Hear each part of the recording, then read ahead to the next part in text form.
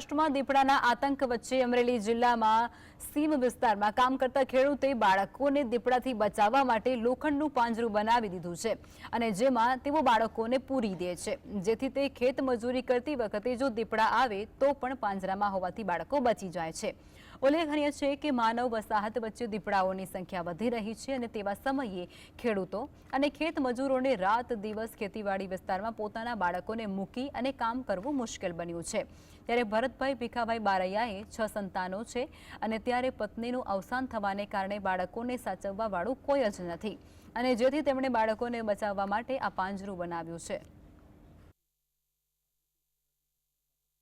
એમાં સિંહ અને દીપડાનો બહુ ત્રાસ છે અને મારા બાળ બચ્ચાને રાત્રે 12 વાગે કે 1 વાગે એટલે સેફટી માટે મેં આ પ્લાન વાપર્યો છે પાંજરાનો। અને બીજા નંબરમાં કે મારે કે નાકું મળવા જવું કે અથવા કે બહાર જવું કોઈ બૈરા મારે છે નહીં, બરાબર। બીજા નંબરમાં એમ કે બાવણું દઈને હું નાકું મળવા